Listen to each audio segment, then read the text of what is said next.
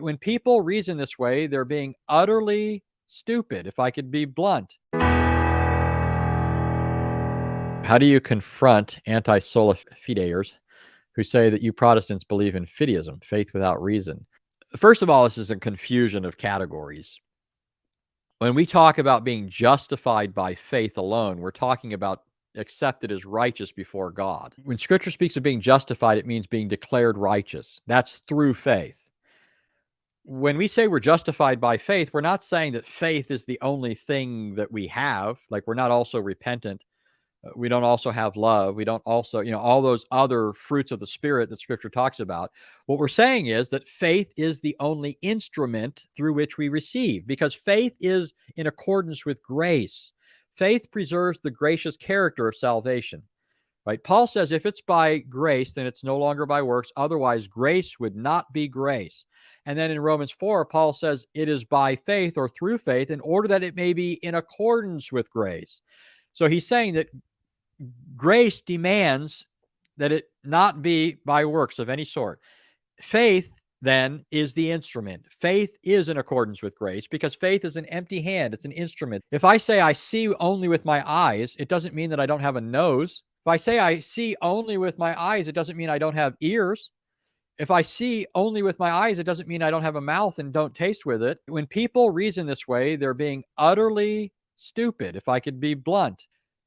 The statement that we're justified by faith alone doesn't mean that faith itself is alone in those who are justified. Okay, just like eyeballs are not alone in those who see. I also have ears and hear. I have a mouth and speak, and so forth. But it's a confusion of categories. We're not even talking about epistemology here. We're talking about salvation. But here's the funny thing about this, though.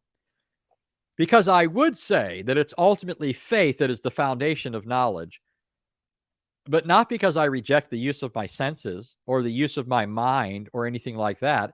And when I say that faith is the foundation for reason, for the foundation for how we interpret our sensations and all of that, I'm well within the Christian tradition.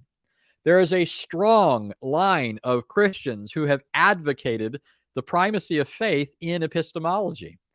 All the way back, at the very least, and I could go further, but at the very least, Tertullian advocated the priority of faith in reasoning. Augustine, to be sure, taught this. But what Tertullian taught, the author of The Cure of Pagan Maladies, Augustine, so many others, is that faith is the foundation for reason. We believe in order to understand.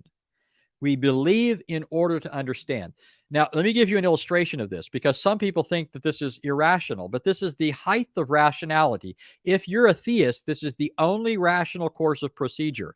And I would argue that anybody who doesn't take this approach, who's an atheist, who rejects God, is themselves then committed to irrationality. Okay, here's the thing. Let's just take our senses. Your senses are not self-interpreting. Think of Abraham. Abraham experienced all kinds of hardships in his life, not unlike most of us. All kinds of hardships. And don't forget, Abraham was a man of faith. He stands out as the model of faith, right? He's the paradigm of the man who believes and is justified.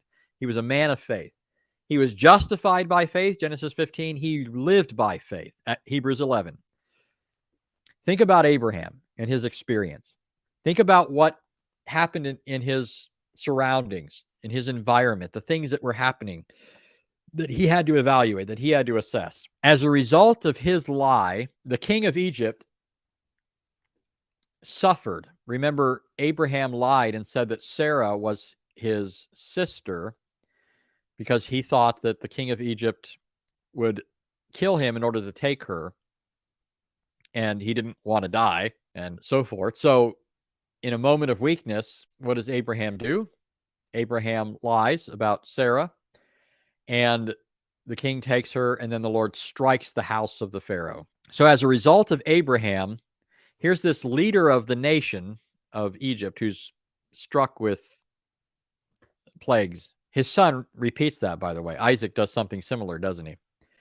We also have Abraham quarreling with people over wells that he dug. That was no easy feat in the ancient world to dig a well. First of all, you got to dig and you got to hope you're going to find water. No easy feat. He didn't have a backhoe. But what happens? Other people claimed these wells for themselves, and Abraham had to quarrel with them. He also has to haggle with somebody to find a burial plot for his wife.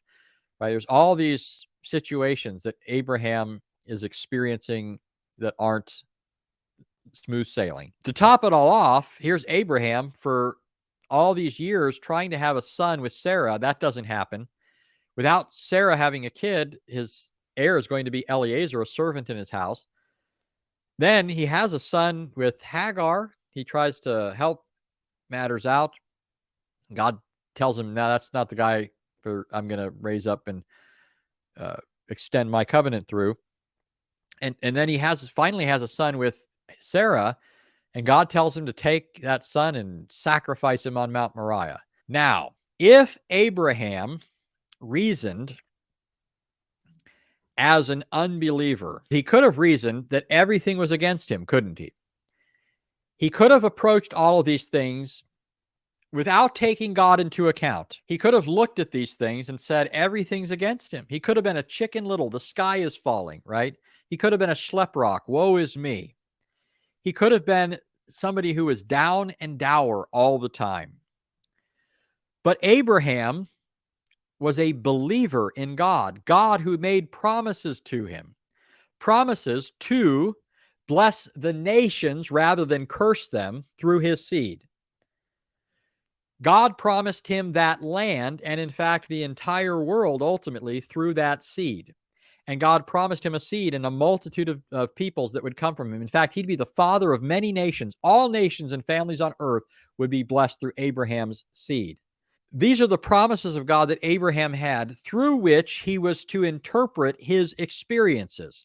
Now, think of the unbeliever. Now, from the unbeliever's perspective, even though he doesn't profess faith in God, even he surely can see if, contrary to his assumptions, God exists, if God is there and he is not silent and he has issued these promises and he is governing history, then it would have been irrational for Abraham to interpret his experience differently than he did.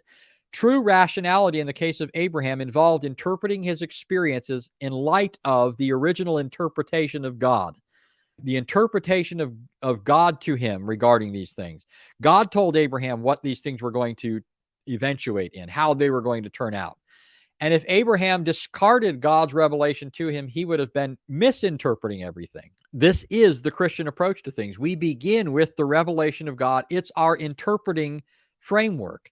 These are the lenses through which we interpret reality if we're believers. And given that God is there and is not silent, to exclude his interpretation of things is to be irrational. It's to misinterpret everything.